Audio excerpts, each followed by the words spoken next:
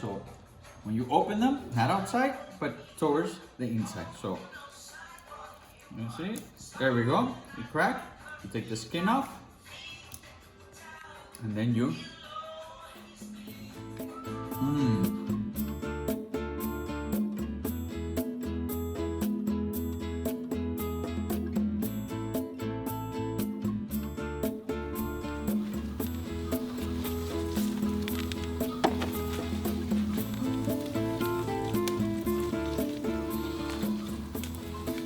So I started really diving into agriculture about 5 years ago. I actually moved from the States at a hectic, very high-paced lifestyle. My family actually comes from agriculture, and I thought it was just very important to connect again with that part of my heritage. I think one of the most beautiful and profounding ways to connect with nature is through food, through cultivating, and connecting again with a beautiful aspect of life that nature can provide us, unlimited supplies to nurture us, to be able to be in harmony and healthy.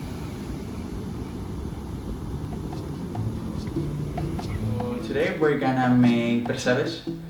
Percebes, it's like it's a local shellfish, and it's actually a mussel, a big penis, and it grows on the rock. And for the percebes to have a good quality and be very meaty, it needs to be in a place where the waves is always hitting. So that's what makes the mussel grow bigger. So the percebes, we got them from the local fish market. From María, usually sells me all the fish and all the shellfish.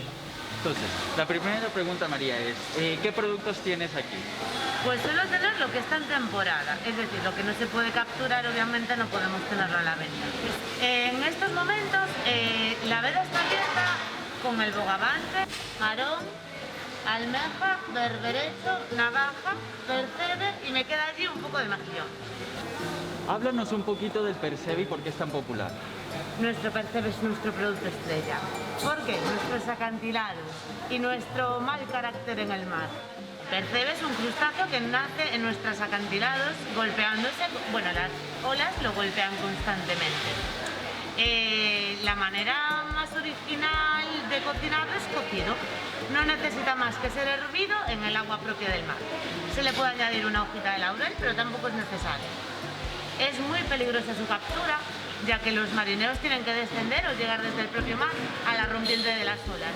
De ahí la pérdida, por desgracia, de muchas vidas humanas.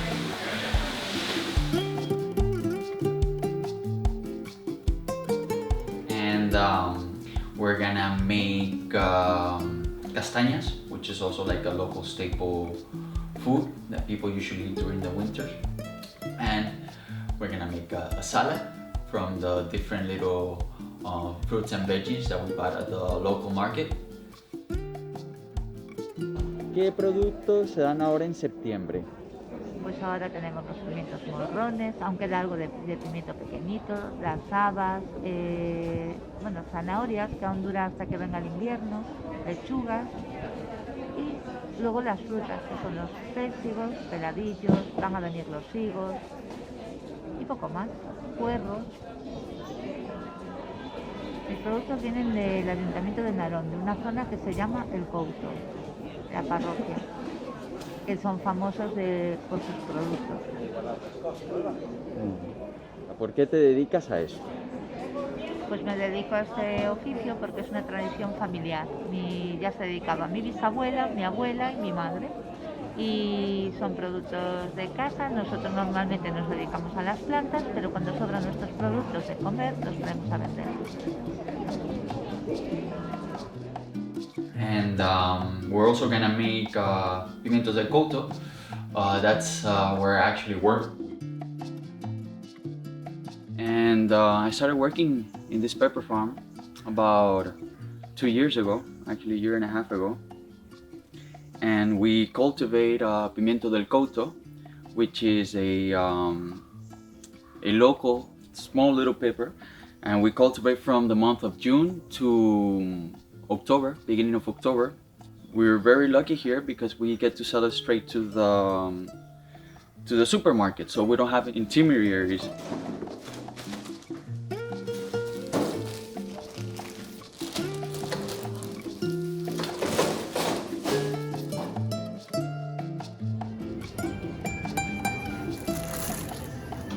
And also the cheese, the bread, which is pan del país, and the local honey. Galicia has the most amazing castaña honey. And last but not least, we tried a local beer called Ferrolana, which is from a local brewery here. And they sell beers, and they also sell local wines from the Ribera Sacra. And it's a very little nice place to try different kinds of alcohol beverages from Galicia. Yo me llamo Emilio Castro y soy la segunda generación del fundador de esta casa, que era mi padre, que también se llamaba Emilio Castro. Los mejores vinos de esta zona y lo que más se vende son vinos gallegos, albariños y ribeiros. Los albariños, hola, buenos días, puede pasar. Sí, sí. Albariños y ribeiros que son de la zona de Galicia. Tantos unos como los otros son deliciosos para los platos de comidas propias de esta zona, que son pescados y mariscos. También los hay tintos, que son más propios para comer con ciertas carnes, pero los atractivos de Galicia son vinos blancos. Después tenemos unas cervezas artesanas que fabricamos nosotros, que son con motivo de la ciudad de Ferrol, que para eso le llamamos la Ferrolana. Y son 5 tipos diferentes, entre ellas una cerveza negra, y una de ellas también es una Indian Pale Ale, que es una de las que más atractivo tiene y se hizo con un motivo de una parte de Ferrol, que es la parte alta, que es el barrio de Canido, con las imágenes de las meninas. Es muy rica y es con mucha aceptación que la tiene el público.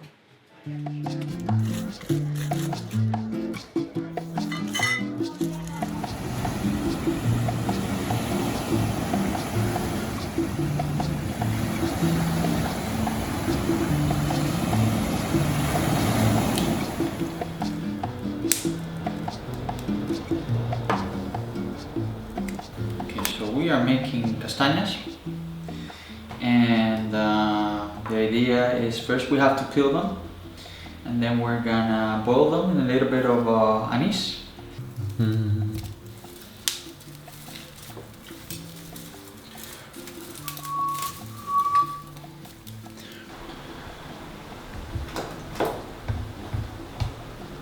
And then after that I put them in the oven with a little bit of sugar and salt, and then we toast them. And I usually add them to the salads, or I just eat them by themselves as a little snack.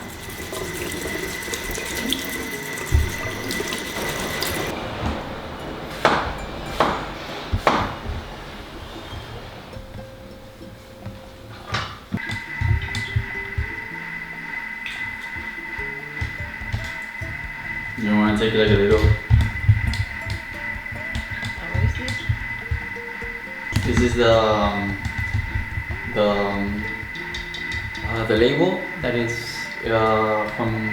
from Galicia.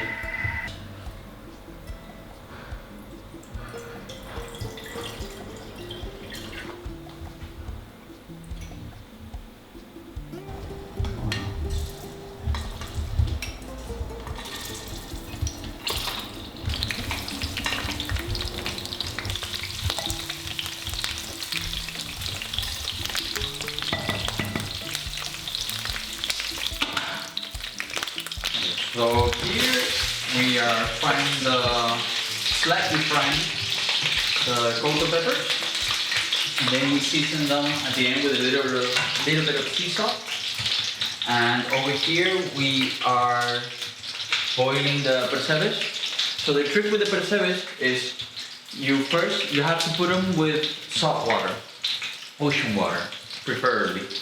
And then you let the water boil, you put the percebes, you make sure the water is covering all the percebes, and then you wait for the water to boil again.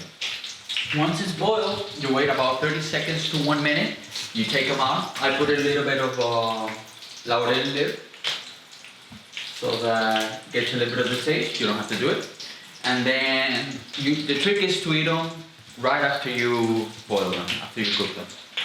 So again, you wait about 30 seconds to 1 minute after it starts boiling at the end. And then the peppers, just slightly fry them each side, and then they should be good to go.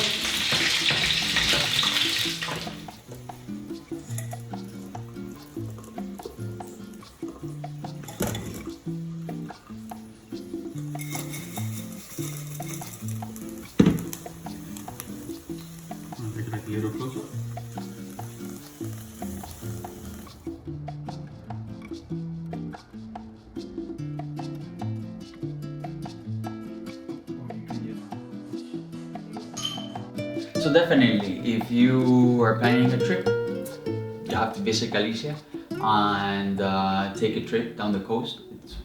It's beautiful, the beaches are marvelous, the nature is amazing. You have El Camino de Santiago, and the most beautiful part for me, it's how the culture is very much surrounded and involved with food. So definitely try some shellfish, try some tortillas, and try to eat local, which is a way to support your community. It is a way also to be more environmental friendly.